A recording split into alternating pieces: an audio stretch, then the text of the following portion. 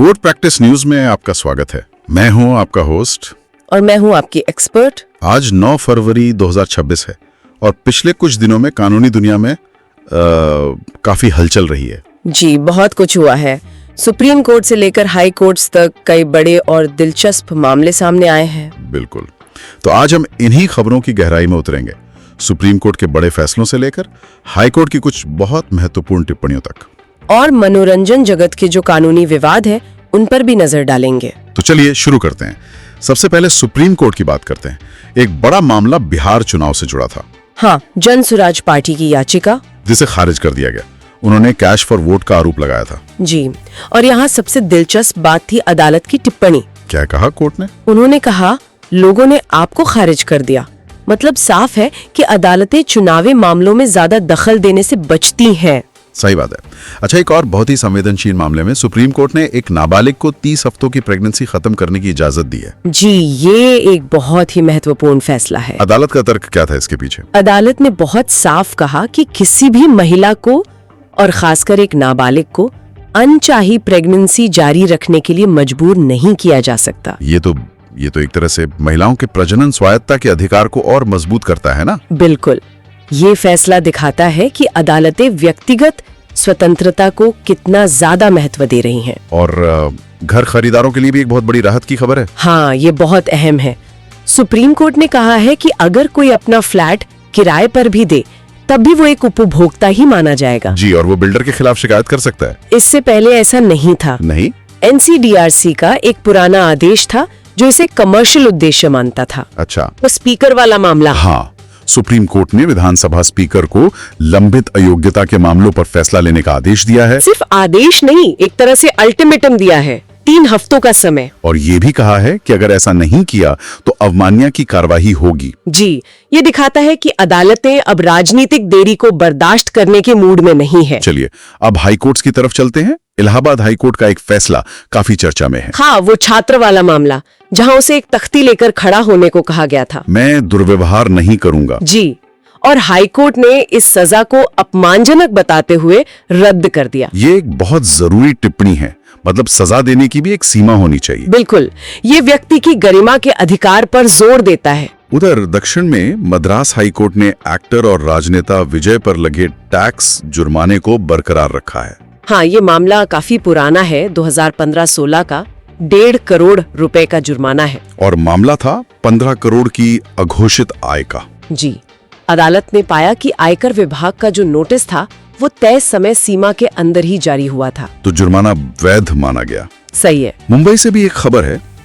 Comedian Kunal Kamra ने सरकार के एक पोर्टल को चुनौती दी है। हाँ, कुणाल कामरा और वरिष्ठ वकील हरीश जगतियानी, उन्होंने सहयोग पोर्टल को बॉम्बे हाई कोर्ट में चुनौती दी है। ये पोर्टल किस बारे में है?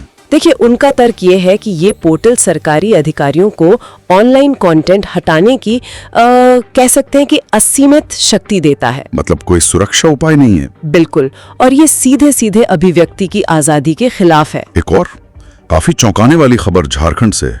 हाँ, ये तो बहुत गंभीर मामला है। हाईकोर्ट ने एक छात्र को 10 दिनों तक अवैध हिरासत में रखने के मामले में वरिष्ठ पुलिस अधिकारियों के फोन ही जब्त कर लिए। आप सोचिए, ये दिखाता है कि न्यायपालिका पुलिस की शक्तियों पर निगरानी रखने के लिए कितने कड़े कदम उठा सकती है। नागरिक अधिकारों की रक्षा के लिए ये जरूरी भी है। बिल्कुल जरूरी है। और दिल्ली हाईकोर्ट ने अभिनेता विवेक ओबरॉय के पर्सनालिटी राइट्स की रक्षा की है। पर्सनालिटी राइट्स, ये अभी भी भारत में एक उभरता हुआ कानूनी क्षेत्र है ना? हाँ बिल्कुल।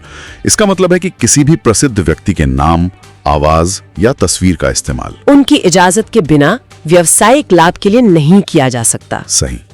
अब जरा मनोरंजन की दुनिया की तरफ चलते हैं। वहाँ भी कानूनी दांवपेच कम नहीं है। हाँ, हमेशा की तरह। मुंबई की एक अदालत ने शाहिद कपूर की फिल्म ओ रोमियो की रिलीज पर रोक लगाने से इनकार कर दिया। ये याचिका गैंगस्टर हुसैन उस्तारा की बेटी ने दायर की थी। तो ये एक तरह से कलात्मक स्वतंत्रता और किसी व्यक्ति के जीवन के चित्रण के अधिकारों के बीच का टकराव है। बिल्कुल, एक क्लासिक टकराव है ये। और अक्षय कुमार की फिल्म हेरा फेरी 3 भी कानूनी पचड़े में है। जी, एक निर्माता ने दावा किया है कि फिरोज नाडियावाला के पास तो फ्रेंचाइजी के अधिकार ही नहीं है। अच्छा। ये मामला फिल्म उद्योग में इंटेलेक्चुअल प्रॉपर्टी और फ्रेंचाइजी अधिकारों के महत्व को दिखाता है।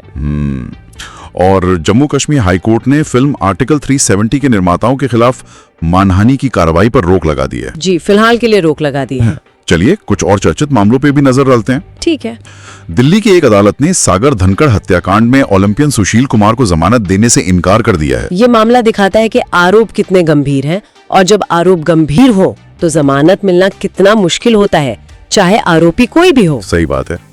एक और मामले में अभिनेता अक्षय कुमार को झटका लगा है। हाँ, NCLH से उनकी एक एडटेक फर्म QLearn के खिलाफ दिवालियापन की याचिका खारिज कर दी गई। तो इसमें अदालत का क्या तर्क था? यहाँ जो अवलोकन है वो महत्वपूर्ण है। अदालत ने कहा कि दिवालियापन की कार्रवाई का इस्तेमाल पैसे की वसूली के लिए नहीं किया जा सकता, खासकर जब मामला एक संविदात्मक विवाद का हो। जी। एक बहुत ही मैं कहूंगा असाधारण घटना हुई है। पश्चिम बंगाल की मुख्यमंत्री ममता बनर्जी खुद सुप्रीम कोर्ट में पेश हुई। हाँ, चुनावी सूचियों में संशोधन के मामले में बहस करने के लिए। किसी पद पर बैठे मुख्यमंत्री का खुद अपने मामले में बहस करना, जी, ये बहुत ही दुर्लभ है। और ये इस मामले की राजनीतिक गंभीरता को भी दिखाता है। बिल्कुल। छत्तीसगढ़ हाईकोर्ट का भी एक फैसला चर्चा में है। जी, वो गुजारा भत्ते वाला। हाँ, कोर्ट ने कहा कि अगर पत्नी बिना किसी ठोस कारण के पति का घर छोड़ देती है तो वो गुजारा भत्ते की हकदार नहीं होगी।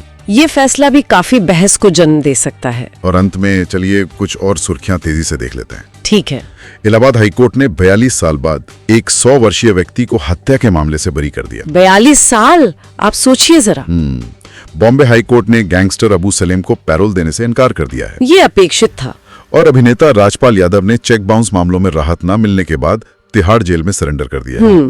और एक दुखद खबर बिहार से है, जहां एक जिला जज शिल्पी सोनीराज अपने सरकारी आवास पर रहस्यमयी परिस्थितियों में मृत पाई गई। जी, पुलिस पोस्टमार्टम रिपोर्ट का इंतजार कर रही है। तो इन सब खबरों का क्या मतलब निकलता है? पिछले कुछ दिन दिखाते हैं कि कानून कितना गतिशील है। ये हमारे जीवन के हर पहलू को छूता है। बिल्कुल। और जो बात उभर कर आ रही है वो ये है कि अदालतें सिर्फ मामले नहीं सुलझा रहे, वो गरिमा, अधिकार और जवाबदेही पर एक सार्वजनिक संवाद को भी आकार दे रही हैं। और यही हम अपने श्रोताओं के लिए एक सवाल छोड़कर जा रहे हैं। किस तरह से अदालतें कार्यपालिका और विधायिका के क्षेत्रों में हस्तक्षेप कर रही हैं। तो ये जो न्यायिक सक्रियता और आवश्यक निगरानी है, इसके बीच की रेखा कहाँ खींची जानी चाहिए? बहुत अच्छा सवाल है। क्या ये संतुलन बदल रहा है? और भारतीय लोकतंत्र के भविष्य के लिए इसके क्या मायने हैं? इस पर सोचना जरूरी है। कोर्ट प्रैक्टिस न्यूज की इस खास पेशकश में आज के लिए बस इतना ही। नमस्कार। नमस्कार।